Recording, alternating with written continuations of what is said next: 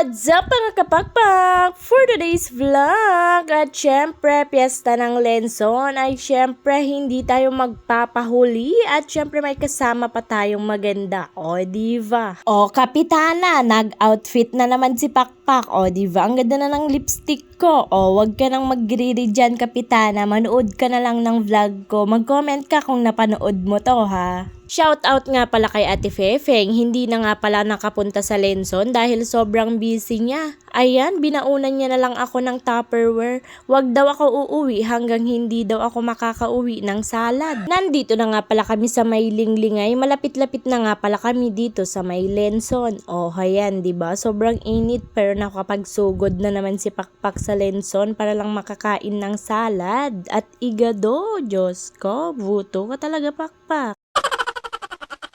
Heto na po, nakarating na nga pala kami dito sa may loob ng Lenzon. O ayan guys, nakikita nyo ang dami nga palang bumibisita dito sa may Lenzon. Syempre, piyesta, makikilafang. May nadaanan nga kaming parada dito guys. O diba, nagtatapon sila ng candy at mga pera. Ayan guys, may mga princess, first princess at saka queen. O ayan, may yellow, may white. Ayan guys, ang dami-dami nila. O diba, tapos papasok na nga pala kami dito sa may Lenzon talaga guys. At heto, lumakad-lakad na nga pala si Pakpak. Maghahanap na ng pagkain. Charis.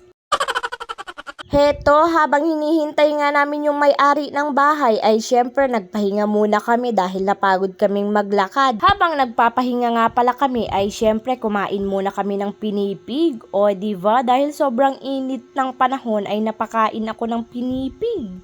Oh Diyos ko, ang sarap ng pinipig kaso ang tagal ng igado. Heto na nga pala yung unang kain namin, o diva? At syempre, kumain na nga pala ako ng igado at saka kaldereta. O diva, ang sarap ng kain ko. Ay, akala ko kape yun, coke lang pala. At syempre, kinuha ko na yung salad. Talaga, salad lang po talagang pinunta ko dito.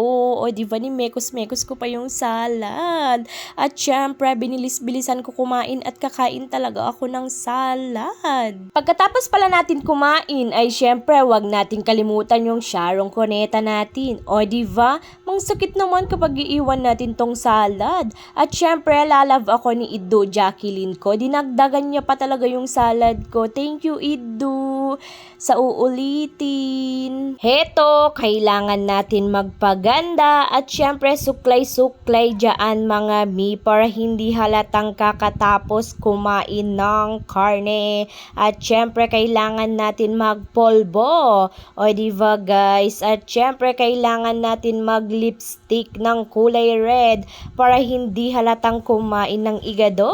Dahil alam ni Iddo Jackie na naglilihi ako ay syempre kumuha silang dalawang mag-asawa ng bayabas. O diba, pinakain ka na nga tapos bibigyan ka pa ng bayabas, sana all. Ganyan lahat. At syempre, heto na po yung bayabas at salad. Salamat Iddo. Nagtataka ako kung bakit may supot siya sa likod. Hayan na po, nag-Sharon Cuneta na din po ang aking pinsan.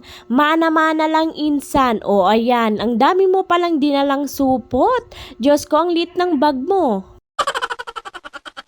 Nandito na nga pala kami sa pangalawang bahay guys. At syempre, heto na po ang kanilang mga pagkain. Sobrang busog na busog talaga ako at happy-happy itong pinsan ko dahil sumama sa akin. Madami pa tayong pupuntahan insan, wag kang mag-alala.